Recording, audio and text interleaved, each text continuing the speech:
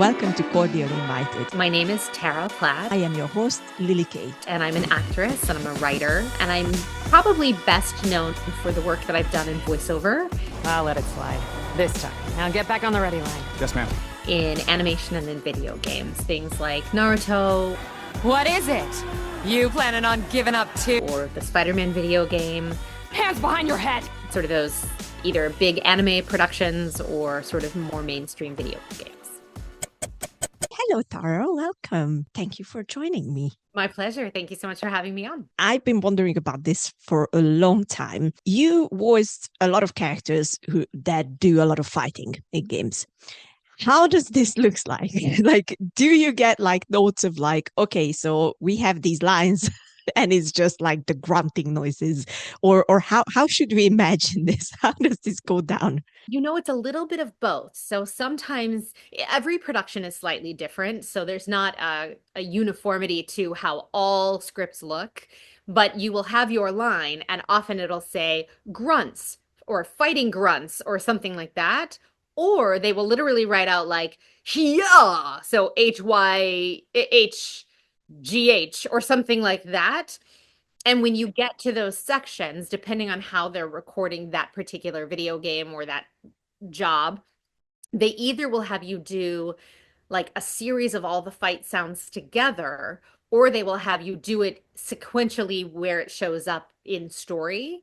And so it just always depends, but like either you'll have a director who's like, okay, now we're doing all the efforts. So you're going to give me 3 medium or 3 smalls, 3 mediums and 3 larges of a punch. And then you're going to take a hit and then you're going to slash and then you're going to, and so they either just sort of tell you that kind of generically and you get to create what the sound is, or it'll just say fighting grunt and you kind of make that up. Or they say, oh, I see what's happening here is you're actually getting pushed down by a group of marauders, or they'll give you something to go off of if it's a good director.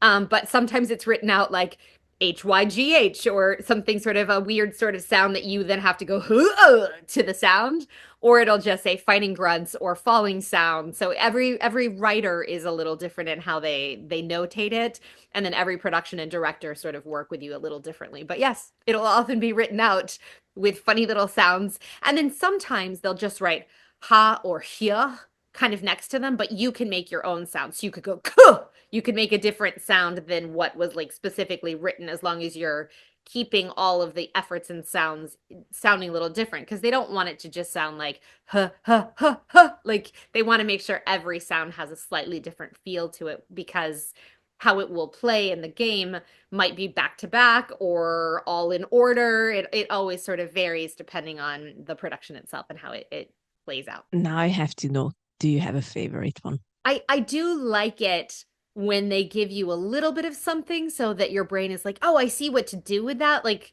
coming up with a fight sound off the top of my head is harder to do than like seeing an example of like, oh, I see what they're looking for. I'm going to also try this. But that's probably because me, Tara, as a human being in the world, I don't go around fighting. Like if that were something I had background or experience with, like I know Yuri studied martial arts. And so as a student of martial arts, like there is some fighting that he has done in his life. Whereas I'm like, I don't want anyone to hit me. So like when I have to come up with fight sounds, I'm like, okay, well, if I did have to punch someone, it would probably be, you know, like, and so I'm having to create the whole experience. Whereas somebody who might have history or previous experience with something like that, it might be an easier way to jump in. But also, you know, Yuri and I've talked about this. I grew up without a television. I never watched cartoons or animation. I never played video games. So I didn't have it already in my ear. Whereas like that was the content that he consumed. That was his entertainment as a child growing up. And so his ear was already trained for like, oh, this is what it sounds like. I know how to replicate that or create that. Whereas for me, I'm like, I don't know what I'm doing. I mean, clearly I know what I'm doing. I've been working in this for well over 20 years. So like I can do it, and you just have to really go for it so it sounds full-bodied and like an embodied sound. But yeah, so I think for me personally, I like a little more help with it so that there's less imagination for that. I can do all the imaginative work with the character and story and plot and the line delivery. But when it comes to the efforts and sounds, I'm like, oh, what exactly do you want here? And so like I like a little more assistance with that. I think that's fair enough, to be honest. I don't think I would be able to come up with something from the top of my head other than the usual, yeah, Yeah, that's yeah. it. But you also don't want them all to sound the same. So you're like, what other sounds could I do? What else could I do? So yeah. Uh, is it more difficult or is it any different when it comes to like doing English dub for like anime or Japanese games? And they are usually full of fights, and there you already have something to go off, I would imagine. I mean, the one thing that's nice when you are doing a dub is they play you what originally they had. So even if it's in another language, like you can hear the length of the sound, you can hear the volume or the ferocity, the largeness of it. So you do get something to latch onto when you are doing a dub because they play you the original. So you're like, oh, I see what they're going for, and I can recreate something of my own in that little space of that window. Whereas when you're doing an original project, you are like, well, I guess now this is how I make this sound or how large I should go with it. And so yeah, so doing the dub, you get that little extra of like what did it sound like? Okay, that was the length of time. This is how strong it sounded, and then you can sort of compartmentalize that for yourself. Is it more difficult to do, because I think that's a big challenge for a lot of actors, but is it more difficult to do crying, Oh, or is it I more difficult to do fighting? I mean, give me a crying scene. I love it. I'm like, I'll cry for you. That's great. I don't have any problem touching into that. I think everybody has their own, like we're all Swiss cheese, right? But our holes are in different places. So I feel like for me, the crying hole is easy for me to like access and fill. Like that's no problem. Fighting is probably more difficult for me, but it's probably reversed for other people. Yeah, so like I'm like, oh, this scene is crying perfect, and then I'll dip into it and I'll do that. And often people are like, so were you really upset when you were recording that? And I'll be like, no, I was just doing the crying scene because the character needed to cry. But like that isn't there, it doesn't attach to me at all, and it doesn't mean that I'm not fully invested in what's going on. But like finding that is very easy for me to attach to. But I'm sure there are other actors that like they really have to like get into what the crying is for and why it's happening. Whereas for me, I'm like, oh yeah, I can touch into what crying is. Like that's an easy thing for me to access. That's insane, because I think I saw that you did theater, and we have to talk about that because Sure. I love my theater. But as a theater kid myself, crying was always one of the hardest ones to do, because it's like, I think it's one of the rawest emotions that you can show to Mm. the outside world. So I always thought that, and you kind of hear actors talk about this, of like how difficult it is to tap into that, or they have to think about like a sad memory or something. Was this something that you trained yourself for, or was it always something that, okay, I can just do this and Yeah, get I this mean, down? obviously I've done training. Like I've been Yeah. acting since I was a kid. So I mean, I started professionally doing theater when I was 8 or 9. Wow. And so there is a sense of training of like, I need to tap into certain things. But I think at the root of all acting, you're trying to imagine a circumstance that isn't your own circumstance. So your cat has died, but you don't actually have to have ever had a real cat in real life, or you never have to have, your cat can still be alive. Like you don't need the reality of the experience to have happened to you for you to portray something. Like the whole idea is imagination, right? That's what acting is, the root of it. But it is also this idea of your pairing not only your amazing sense of imagination of what could I experience in this moment if this were actually happening to me and that character were real in relation to me and I were having feelings. You're pairing all the imagination with the vulnerability of human experience.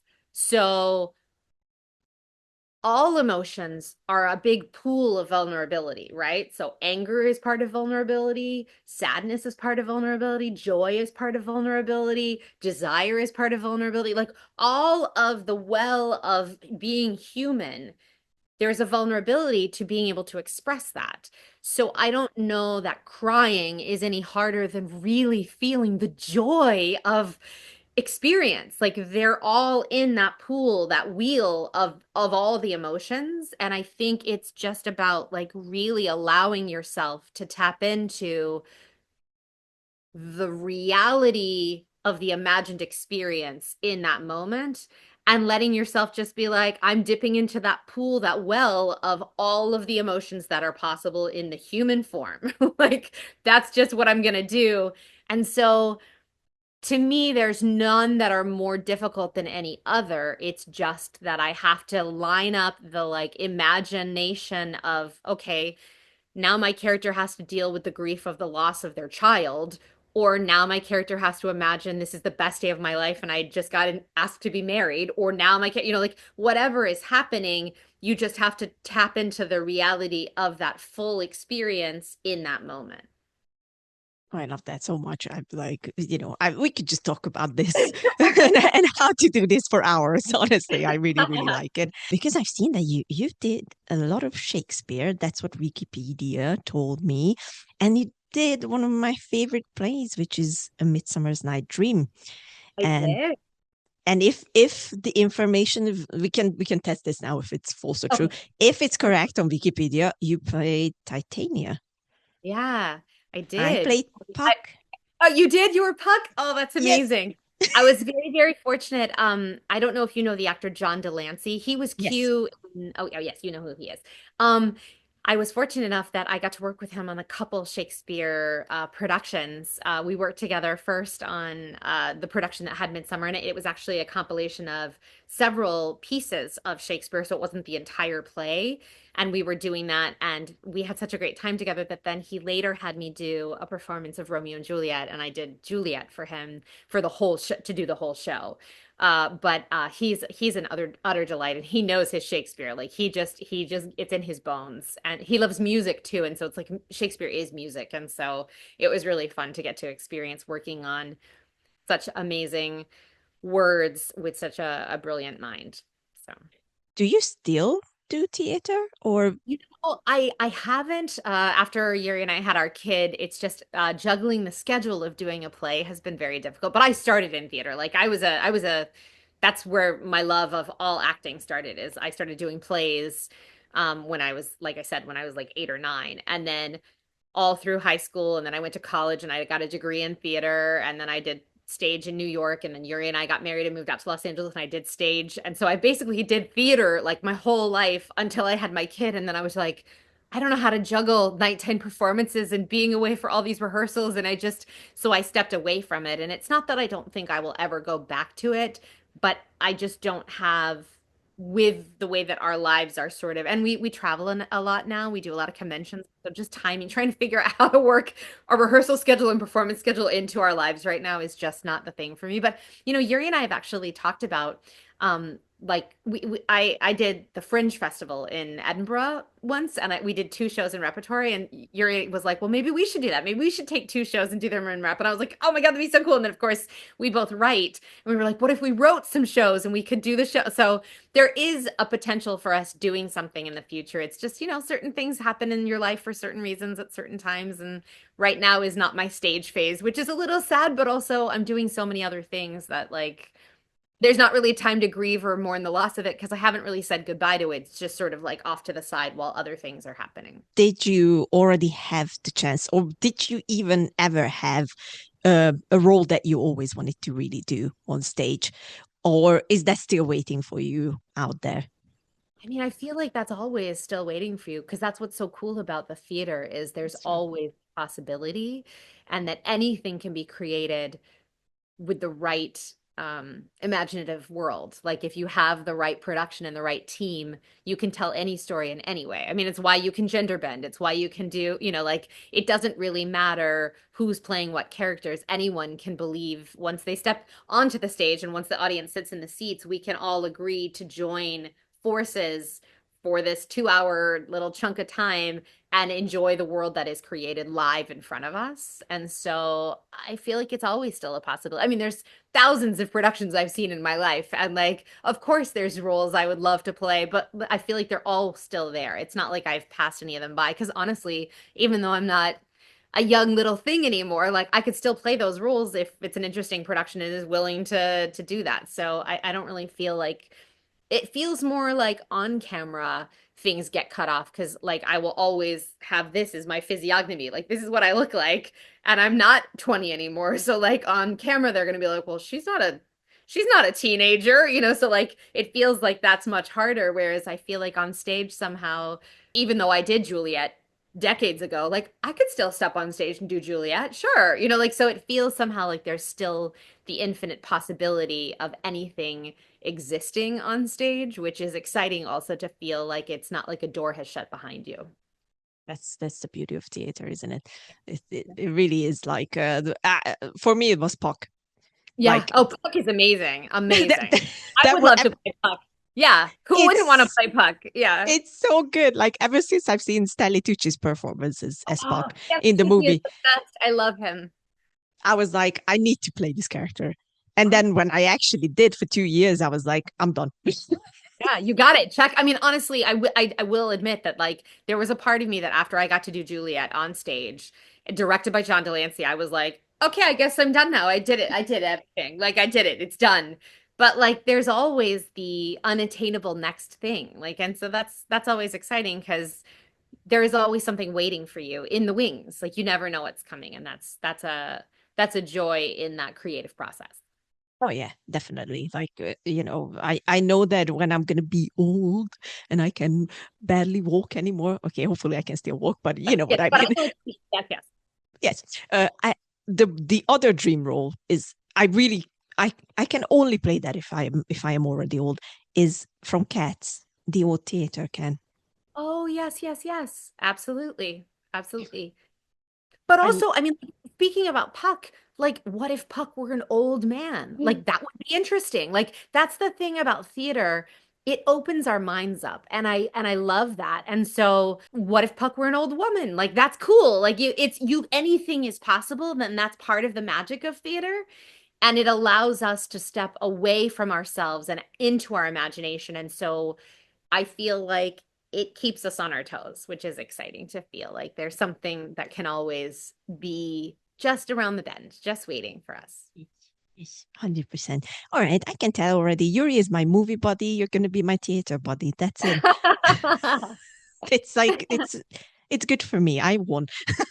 The book, Voice Over Voice Actor, it came out in 2010, if I'm correct. A while ago, yeah. How much would you have to revise it now if you would want to write it now in 2026? That's a good question. So we just did we did a 10th anniversary revision. So it came out a while ago, then we did a 10th anniversary. So now we're pushing like 5 or 6 years since the revision came out. But we just actually released the course in November, which has then also been updated. So now the course is probably the most updated, because you do keep having to alter and change and update and adjust as time goes on, because tech changes, information that people know or how things are done changes, questions people have that then now we're like, oh, we can answer that as well, changes. Also we can just adjust and update scripts and copy that we've written so that people can practice with things that are newer and fresher. So of course there's a lot of changes, but I don't think, based on, because obviously it's hard to compare it to the book versus the course, because we just did the course. Like the course has been what we worked on the last year and it just came out. So like I'm like, it's ready, it's fresh. It's just come out. So like it's very fresh. But like if I were to try to compare the course to the extended edition, which is the updated book, I mean, it's not that far off. I mean, the thing about tech is it's literally changing. Even as we're talking, tech is changing. So it's almost virtually impossible to stay up to date on all of the changes with technology. But even with that and changing technology, the industry, although they try to adopt quickly, it takes them time for it to become an industry-wide change or adjustment. And so knowing that, even as like, for example, performance capture, when we go onto a sound stage for like a video game and they put all those little dots all over us and we're acting as if we would on stage, where we're doing a scene with the other character and all the cameras are around us filming the whole thing, and then that's going to be one of the cut scenes in a video game. the technology is getting so good. At some point in the near future, we will no longer need to have all those markers all over us. We will literally just be able to go out on the stage, probably still in a silly little zoot suit, but like we won't need all the markers. We won't have to ramen. We won't have to have them do the makeup and put all the markers. We won't have to get all the adjustments. We won't need any of that because the technology will be so good. It will be able to identify all of the joints just from filming us that it'll facially scan us and do a bone scan and know that that's where my wrist joint is and that that's where my cheek is. So when I smile, like it's going to be able to read all that data without the additional markers and all of those things. But it doesn't change the root of what we explain as how you go on and do the performance and how it works, because we are not teaching how to set up the motion capture from the technical side of things to help the engineers capture it. So because we're not getting into the minutia of it, we're explaining generally that this is what's happening. It doesn't affect exactly the information we're giving the actor for what they need to know to help their performance. So I don't think it would be such a drastic change. I mean, ask me again in 5 more years if something else has changed radically, but like it's pretty up to date, you know? So I still feel pretty confident about the information that's out there that people can capture. Yes, and just for all the listeners and watchers and everyone out there, we're going to put the links in the descriptions so you can actually find the book. You can find the course because it's online, right? It's fully all online, which is what's so great about it. Is you do it at your own schedule, at your own time when you want. The best thing ever. So, you know, guys, you can just go down there after this interview and you can just start your journey. Perfect. All right, awesome. Now we mentioned Yuri a lot. The question comes up because you know it's not that usual that actors are in the same household, or maybe it's just you know it's more of a I don't even know why don't people talk about this, but is it making your jobs easier that you have both of you in there and you can literally sit down with your spouse and practice your lines? I mean, that's interesting because of course, I think having a communal language is always helpful in a relationship, but I don't think that means that you need to be together with somebody who does the same thing as you for you to have a successful relationship. Absolutely. Yeah. Of course, there is an understanding of like I will get a great audition that comes across my way and I get to do it. And then I can share commiserating, like I can commiserate with him and I'm like, oh my God, I did such a great audition. I'm so excited. I really want to get it, but I probably won't. Like we can have an understanding because he's also familiar with what it's like to get really excited about something and know that you're just sending off this little message in a bottle and you never see it again unless you find out you book it. So like we have an understanding of what our daily experience is. And, you know, we can commiserate on things like sometimes a session, you'll record a whole session and then there'll be a technical glitch and the whole session gets lost and you have to do the whole thing again. And it's so disheartening because you're like, but I did such a great take on that one line and I can never capture it again because it was like a magic and, you know, like in that moment, just like stage performances. Thursday night, your show was on point, and then Saturday, it's just loosey-goosey and you're like, I don't know why it's not working today. And like, that's just life. And so it's nice to have a partner you can have an understanding with. But you know, you said like you can practice lines with. Like we do help each other if we have an audition and we need to lay it down and we'll read for each other or do camera and stuff like that.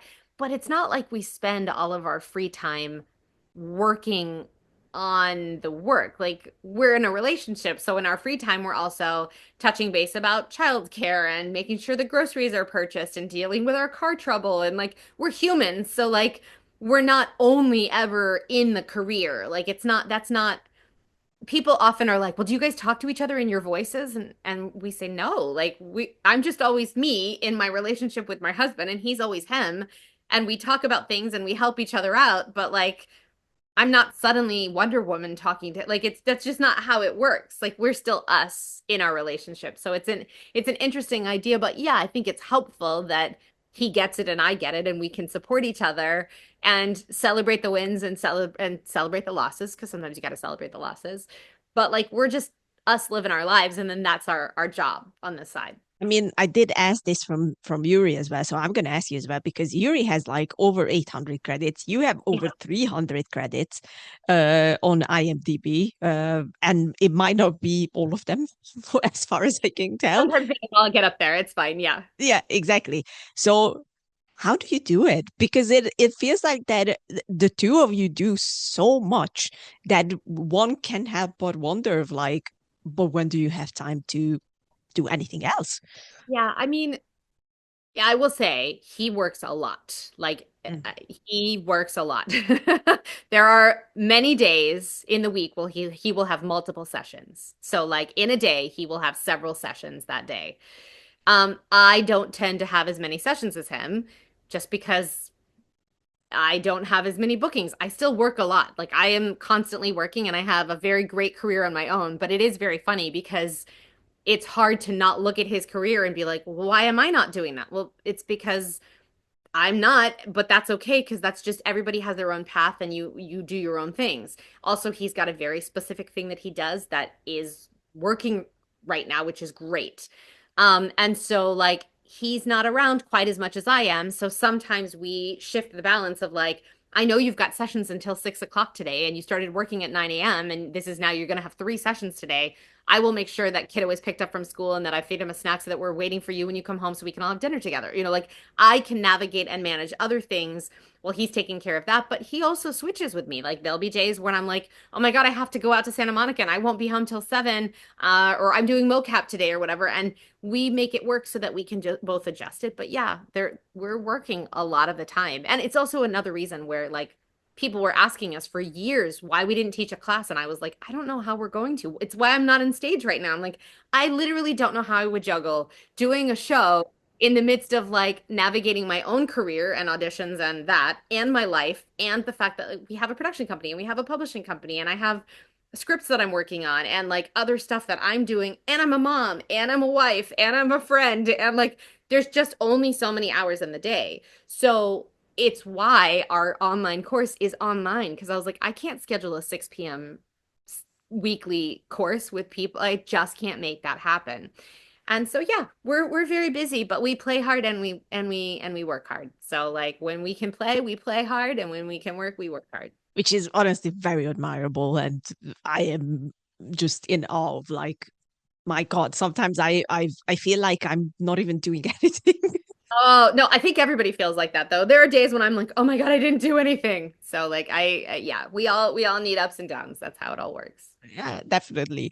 Do you prefer in general to work together with Yuri or to work separately? I love working with him. It's always a joy and a pleasure. A, because I adore him.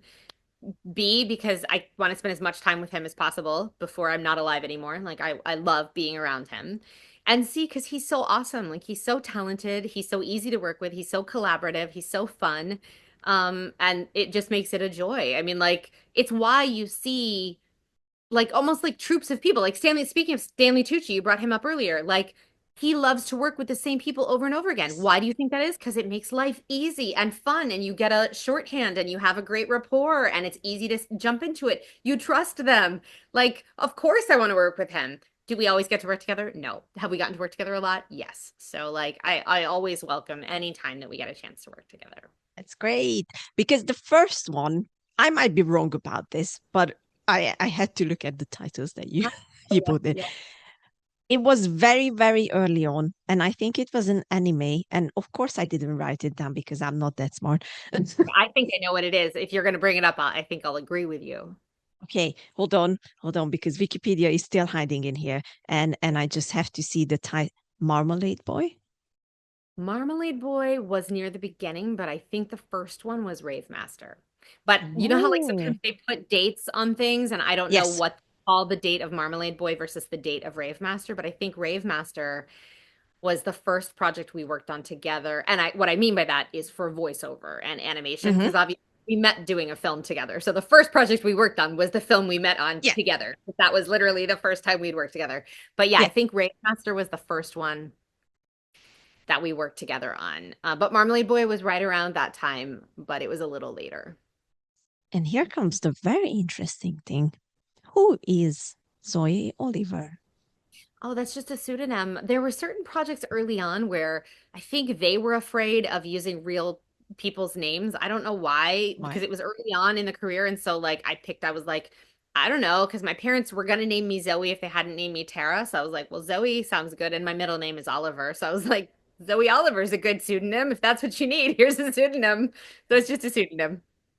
Well, it is a great choice, I have to say, because Zoe is a great name. But also, if you were using your middle name, Uh-huh. Tara Oliver Yeah. Platt, Yep. That's my name. That is my name. I say, well, because because Yuri also has his pseudonym as well, Yep. and that's when he was like, Tara is Oliver Platt, and I was like, I wait a know. Someday minute. I gotta be Oliver Platt, man, because like seriously, my name is Tara Oliver Platt. Yep, I know it's Exactly. very big. Exactly. You have to have a little get together. Exactly, exactly. 100%. All right. I want to ask about Spider-Man a little bit because you play a very big part in Spider-Man. And funnily enough, your character's name is Yuri. The fans love that. The fans are always asking me if it's weird or if it's funny or if I planned that or if Insomniac planned it. The truth of the matter is, I think it's much weirder and funnier for Yuri because he has to shout the name Yuri Come on, Yuri. in the game. Whereas, like, if you're playing a character, you don't walk around going, "My name is Yuri." Like, you just are that character. So I don't have to say it, but he has to say Yuri over and over again, which is very silly. But the character was already canon. Like, Yuri Watanabe was already part of the Spider-Verse before Insomniac chose to tell the story with that character in it.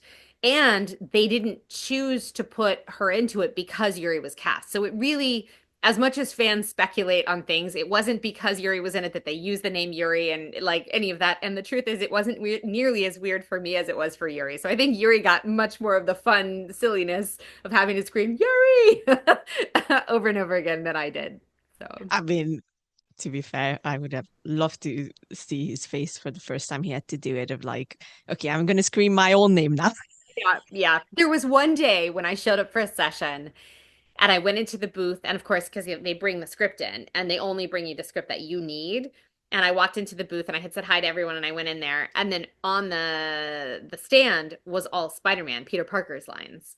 And so I waited and then they came on, they're like, okay, we're gonna start with line one. And I was like, I don't have a script. And they're like, no, it's right there in front of you. Cause like they knew that they could see that there was a script. And I was like, no, no, no, I don't have my script. They're like, yeah, no, it's the script. And I was like, that's the Peter Parker Yuri. I'm the Yuri Watanabe Yuri. And they realized what had happened because somebody probably went to go get Yuri's script, and in their mind they thought they meant Yuri Lowenthal, so they got the Yuri script for Spider-Man, and it needed to be the Yuri Tara Platt Yuri script. So that was a very silly one. That's the best. I love that. You gotta love those mix-ups. It's so good. Exactly. How did you feel about Yuri's story? Because obviously when we first meet her, she's Yeah. like this cop. She's very like, on like let's do justice and whatnot. And then the DLC came and then Spider-Man 2 came. She's now officially Wraith. Yeah. Uh so how do you feel about this change with her story? Well, I will be honest. I know enough about the Spider-Verse to get around, but I was certainly not such a deep dive person that I knew about Yuri Watanabe and that character arc before we started. So I didn't know that when we started the game that there even was a possibility of her becoming Wraith. So like when we started recording on the first game, I was just going into it as like, okay, she's a police officer and this is what's going on and that's where she's coming from and they're friendly, but she's down to business. And like that was sort of my take. So when they brought me in to start doing the DLC work, I was like, whoa, this is crazy. What's happening? And so I got to talk to Chris Zimmerman and the team and really learn a little bit more about her journey and her path and what that looked like. But I think what I really love the most about her and her journey and what the story that they chose to tell is when you look at Peter Parker and his path of, what happens with Uncle Ben and Aunt May, of course, and sort of his path of trauma and grief and pain and what that could turn into, and the fact that he chooses not to become vengeful and not to follow revenge and choose the path of vengeance. And then you look at Yuri and what happens to her men and what her choices are, what I really love about it is you almost have a foil, right? You have two characters where a similar circumstance happens to them where they feel responsible, they feel like they were in power or in control and that they need to do something about it. And you get to see, as the audience, the cathartic journey. You get to see two people having two very different responses to a similar ignition. And I think that's really beautiful and interesting because they become these beautiful sort of yin yang to each other. And I love that because I think, I think stories, art in its highest form allows us as humans to get in touch with our highest levels of humanity. And so hopefully it will help somebody on their path and journey in their life if they are experiencing a situation that's hard for them to see that there's another option or that there's another choice for how they can move through it. So I think it's really cool. And it was lovely to get to play. I mean, like as an actor, you're always like, what do I get to do? Oh, that's so fun. Let's do it. Bring it on. So it's great. Yeah, 100%. Would you consider her more of a vigilante as she turns into Wraith, or is she becoming more of a villain?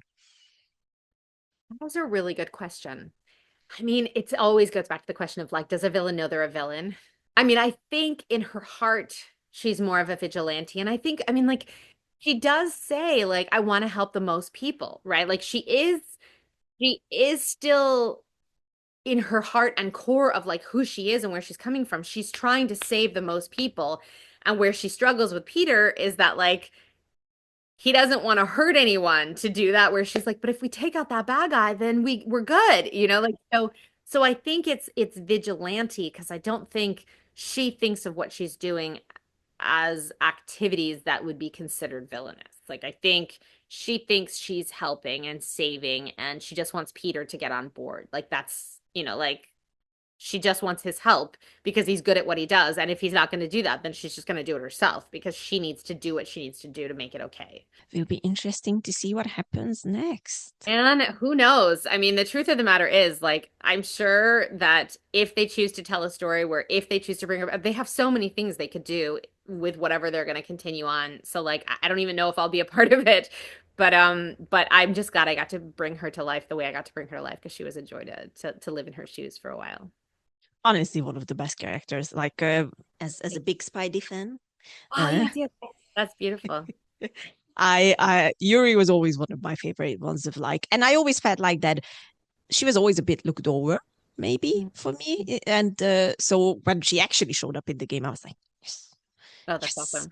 That's great. Thank you. Also, you did such an amazing job because until the credits rolled, I didn't know it was you. Oh, really? Oh, that's fun. Well, thank you. Thank you. I was like, wait, that was Tara? Like, what? Well, thank you. What are you talking about, guys? Like, I love that when someone really gets into a role so much that you until the very end you can't even recognize them. That's great. That's great. That's just amazing. All right, before we jump onto the questions from your fans, we collected a few of them. I do have one very interesting fact about you, and there comes a question from it as well. Wikipedia, once again, we can tell if it's true or false. It's saying that you are Russian, Mongolian, European, and Native American descendant. Is that all correct? That's Yes, as I understand it, because if you take my mom's side and my dad's side and sort of squish them together, I'm a goulash. So yes. Yes. nice. I like the goulash reference as a Hungarian. That was nice. Did you grow up multilingual? I did not. So I'm actually terrible at languages. I mean, I eke by with English because it's my main language, but I did study French when I was in high school, and I can ask you for a croissant, but that's about it. I do not have the ear. Yuri has an amazing ear for languages and can hear it, but like even though I studied French for 3 years, if someone speaks French to me, all the words run together and I pick out like one word from a sentence and I can't find the beginning and ends of the words because it just happens too quickly for my ear. Um, but like, I mean, I grew up in a very quiet household because my dad had gone back to med school, and so they got rid of the television. I'm an only child, so like I didn't have a lot of music on. It was quiet. There was a lot of reading. I didn't have a TV to watch, so like there weren't other languages because it was just my parents talking to each other in English. And so no, I didn't I mean, every once in a while, like we would visit my grandmother and she would say something, but like she'd be like, "You're my babushka" or whatever. But like there wasn't any other language that was being spoken, and so my ears never picked it up because really the best time to teach kids languages is when they're little. All right. We collected a few questions from our lovely friends at Discord. There are a few that are very similar to each other. So I'm just going to summarize this question that popped out a lot when it came to you is what is your recommendation to keeping the pitch of your voice as a certain character? If I understand the question correctly, if you're playing a character over a period of time, they want to know how you maintain the same pitch for that character. So, for example, with Temari, I've been playing Temari on Naruto for about 20 years. And of course, during the course of 20 years, your life goes up and down and things change a little bit. What's great about if you're playing a role and you keep going back in and doing it is they often save a vocal reference. And so when you're in the studio, you could just say, "Can I hear a vocal reference?"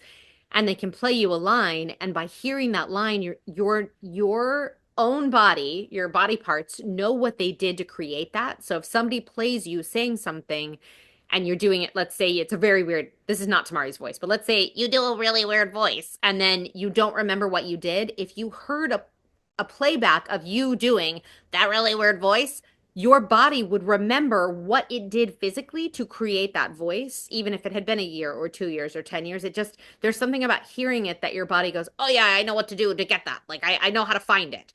And so playback, vocal reference is wildly helpful if it's been a while. And so you're having to go back and do a same thing. If you're just, you mean in a physical session, how to stay in the same pitch, like that's kind of just what your job is to make sure that you're trying to stay continuous. And often if it's on the far ranges of your voice, so it's really, really high or really, really low, and it's hard for you to maintain that, the director during the session might just say, "Let's go back and touch on some of the earlier recordings that we did today and make sure that we're in the same zone." So there is a little bit of kind of checks and balances that the director and audio engineer can do to help you. But also, we're all human. And so, like, sometimes the Santa Ana winds are blowing and we get dried out. So we're a little drier and raspier when we're doing something. And so it's not going to quite match because our bodies are off or we've been sick or we are sick or things happen. I mean, also people age. So like your voice, your tone is going to change, but you can do things to try to push yourself to match it. But vocal reference is your friend. I planned on pursuing voice acting, but as someone with a lisp and is struggling to improve and expand their range, no matter how many times I've tried to improve, are there any techniques to overcome my lisps and improve or expand my range? That's a great question. Now, first, I will say it can also be a great attribute and asset to be able to have that in your back pocket. So anything you have, whether it's a lisp or an accent or a dialect regionalism, whatever that is, always keep it in your toolbox because if it's your natural thing that you do, pull it out whenever you can because it's going to set you apart and keep you unique from everybody else when they're hearing auditions. So don't always feel like you have to eliminate any of these interesting nuances that keep your interesting sound what it is. But if you are wanting to do accent elimination or adjusting something like a lisp or a speech impediment that's causing you problems, that's making it harder for you to say certain words or do certain things, there are literally like speech therapists that can work with you. I am not one, but I know that they exist. And I know that every stage during your life, you can work with someone. So it's not like they only work with kids who are learning to speak.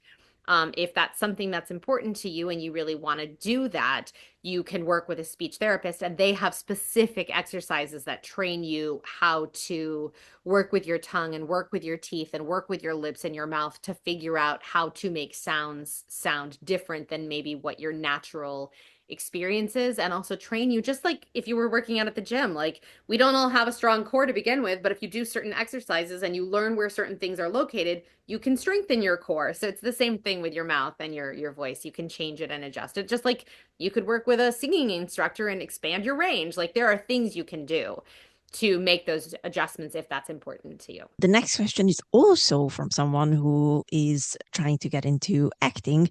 And the question is, how do I tell the difference between my chest voice and my head voice? Because I believe I swap naturally when singing, but is there a way to tell which one I'm using? It should feel like it's either resonating in your chest or your stomach or your head. Like the resonance would actually, like if you pretended you were a guitar, like the vibrations would actually be happening in different locations in your body. And that's a really good question because I know how to do it and I know how to move it, but I don't know how to vocalize and verbalize how one would do that if they're not familiar with what that is. But I guess you would start by putting your hand on your stomach and like really focusing on getting your voice down and feeling the vibration in your diaphragm and then moving it up into your chest so that it's up in your chest and then continuing to move it up into your head so you feel the vibration up in your head. And then that's how you would feel it. And that's how you would begin to play with it so you can adjust where your character is coming from depending on what you're doing. We have a Persona fan coming in, and there are 3 questions, right? Which I think I don't know, you're going to decide of how easy it is to answer these questions. The first one is, what's your favorite thing about Mitsuru? Well, she's super cool. Like, I will never be that cool in my own life. And so it's fun to step into a cool character's shoes. If they made a Persona movie, like how they did with Minecraft, for example, who should play Mitsuru? Or would you step into the role if they asked you? I think I'm too old to play it on camera because she really is a teenager. So I am comfortable with that, but it would have been amazing to get to play her had I done that 20 years ago or whatever. That would have been fun. Mm-hmm. Trying to think what actress I think would be good for that. I mean, I guess the biggest question is, are they going to be true to that and cast Japanese actors because it's a Japanese school, or are they like so I'm not sure. I'm not sure that I know exactly what actor would be the right actor to play that. But that's a great question. And lastly, would you have voiced Mitsuru if she had blue hair? I don't understand this question, but I don't understand the question either. I mean, she looks great as a redhead, so like let's give her credit for her beautiful, gorgeous red locks. But yeah, I mean, like I don't know that her hair color choice would have really affected my performance if it was the same character, because like she's her, whether they dye her hair and have it one color or another. Green hair too, I'd still do it. You know, it's fine. And the last question from the Discord people is, how do you feel about the character Zero from Drakengard 3? Oh, Did yeah, you yeah. enjoy voicing such a vulgar person? Yes. I will say that is a wacky, and not wacky like comedic wacky, like dark wacky. Like it's out that video game, super murdery and whatnot. And of course, I guess vulgar is a good way to sort of phrase it because they are a little vulgar, but like there's something so fun about that, right? Like you asked earlier about if a character was a villain or not. Like there's something fun about playing characters that are kind of on the edge, right? The outer rim of society and that have kind of a different code of values or ethics or morality. Like there's something kind of cool about getting to be those characters because that's not who I am in my life. Like I play by the rules and I live a orderly normal life and like that's not who I am and I would be worried about hurting someone's feelings or whatever I, Tara, would feel in my existence in the world and the repercussions of choices that I might make in future. But a character like that doesn't have those feelings and doesn't have the concern or care for others and the response and the reciprocity that I, human Tara, might feel. So it's a delight to get to play these characters who are just like so ballsy about like doing what they want and saying what they want and not caring how something lands. So it's always, I mean, like it's super fun. People often ask like if I would go back and play her again, I'd be like, absolutely, I would play her again because there's something really fun. Like I don't have to be the character to step into that reality. And it's adorable to be able to be like, this is me in the free version of like, I can do whatever because it doesn't actually affect me in the world. Because I couldn't go through my life like that, you know? Yeah. And it's nice to have a job where you can just step into this person's Exactly. But nobody really gets hurt. Like it's all imaginary, right? Like no one's actually hurt. No one's actually get there, you know, like it's all fine. It's the best. Is that I will add to this question because I am very interested about this when it comes to acting and actors. Is there something that you wouldn't say even if they paid you really well? Like do you have a line where it's like, yeah, I'm not going to say this even if you know? That's a really good question. I don't know, because I think it's all contextual. Because, like, I don't even mind playing a character who's horrible and then would therefore say horrible things as that character if there's a reason for having a character that's horrible. Like, I don't think we should just put malicious violence out into the world. Like, I don't think that's a good thing. But sometimes a story needs to have a character like that for a learning lesson for the audience. So I don't know what my line would be because it would really be project based and material based and reason based. Like, why is this character doing or saying this? And what do we as the audience get from the whole arc of the story for seeing that? Because, like, I don't think hate speech is ever okay, but you may need a character to participate in hate speech so that then the audience sees why it's so terrible and awful. So it's not that I would want to say the mean, horrible things. That's not the point of it. But the point is, what are the things that happen to that person? And what does that character then learn in the story that then changes them? And then our audience gets to go, yeah, that was really shitty. They shouldn't have done that. That was terrible. And maybe they learned something from it. So I don't know. I don't know exactly what my line is. Like I don't know. It always would be dependent, and obviously I've played characters like Zero, so like I certainly am willing to do some stuff, but like it it's all on a case by case basis. So I clearly haven't hit whatever that boundary is. I'm sure I probably have some sort of boundary, but I also think that there is something to be learned from things, and that's why we have art and entertainment, is to teach us. And so maybe there's somebody that would benefit from seeing something to learn that that's not okay. So Yeah, I don't know. That's the hope, at least, Yeah, yeah. That's the hope. All right, amazing. Before I let you go, I have a quick game. What do you think about that? I will do my best. Excellent. So it's a game of rapid fire, which means that I'm going to throw at you two things and you just very quickly have to choose one. No thinking, nothing, just All choose. Right. Excellent. All right, let's start this. Spider-Man or Iron Man? Spider-Man. Japanese or Chinese food? Japanese. Books or audiobooks? Books. The Last of Us or Days Gone? I don't know what Days Gone is, but I don't like The Last of Us, so maybe Days Gone. I don't know. I don't know what Days Gone is. I'm so sorry. Sunny or gloomy day? Sunny. Winter or summer? Summer.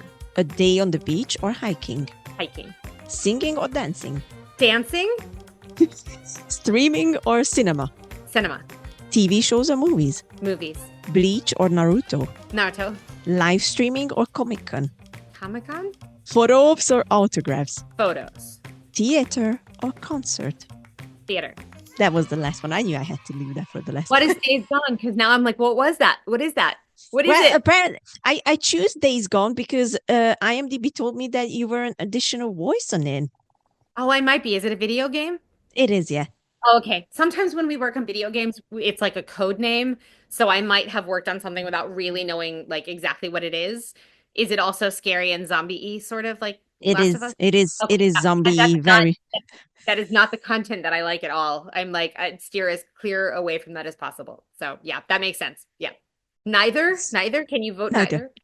Yeah, sure, you can. So wait, does that mean when Yuri watches horror movies, you're not watching with him? Oh, absolutely. Oh no, he goes on horror movie dates and he watches horror movies on his own because that is not content I want. I will watch murder mysteries. I will watch Knives Out and Agatha Christie and that kind of stuff. I love all of that. High potential, whatever that is. Those all are like up my jam, but I don't want horror where someone's going to jump out at you or it's psychological horror. Nope. I don't want any of that. Okay, I can understand. I'm a horror child, so but I can understand when someone is like, no, thank you. No, thank you. No, thank you. No, I can already look in my head and my imaginative mind, and I don't want any more of that in the world. I just want joy in the world. So yeah, my content needs to be soothing or like a mystery that I can unpuzzle. Like I don't want anything that causes scary adrenaline. I will watch adventure action things. So like I don't mind action movies, which is a different kind of adrenaline, but I don't want adrenaline because something dangerous and bad is going to happen to good people or put them in dangerous situations. I hear you 100%. And I think a good horror movie is actually not doing that on purpose. I know it sounds contradicting a little bit, but I always like the horror movies where it's really like not playing into the whole like all this. It needs to be more and more horrible in order for you to feel the scare and the scare Yeah. factor, and I admit that I can still enjoy those ones as well sometimes, not always, Yeah. but like that's why I pestered Yuri about this for so long, and he did watch it. That's why Train to Busan is one of my favorite movies of all time. Okay. Yeah. Because it handles that balance and the drama so well that it really is something very unique that I always very highly recommend to everyone. Obviously, if you're not very much into I mean, I'm sure it's amazing, but honestly, there's plenty of what would be considered drama movies that to me are also horror. Like Titanic is a horror movie. Like it's awful. And like Sophie's Choice is a horror movie. Like I can tell that some things are just drama, but the idea of what the thing that's happening is so horrifying to me. Schindler's List is a horror movie. Like it's so Yeah. I don't I have I can already go there in my mind and my imagination, and it's just a lot. So like I see what's going, I see what's coming, and I can already step into that very easily, and I don't need to live that for a couple hours at the cinema. Okay, that's fair enough. That's fair enough. All right, Tara, thank you so much. This was a It was lot of fun. Yeah. And, I can't wait to have you back at some point. Maybe we can have the both of you at the same That time. would be fun. That would be fun. I know our schedules are always like, who knows, but that could be really fun. I mean, we already made it happen with Jeffrey and Yuri and then David and Yuri. So, That's true. That's true. we should be bringing this together. And, I'm going to put all your social media, the book, everything in the description so people can find you. And then I promise you a dad joke. So that's what we're going to part ways with. Yeah. I'm giving you one of my favorite ones. Today, I accidentally planted the wrong flower in my garden. Oopsie daisies. See, that's good. That's a good one. That's a very good one. I like it. I wish I had one to give you in return. They come at me so often in my household that I don't always hold on to all of them. So sorry about that, but I like the oopsie daisies. I will use it on Yuri when he gets back. So. Please do. I don't think I ever told him this one, so okay. I think it's going to be a new one. All right. Thank you so much, Sarah. And can't wait to, catch up again. Hopefully soon. Sounds good. And all the very best for you. All right. Take care. Bye. Bye.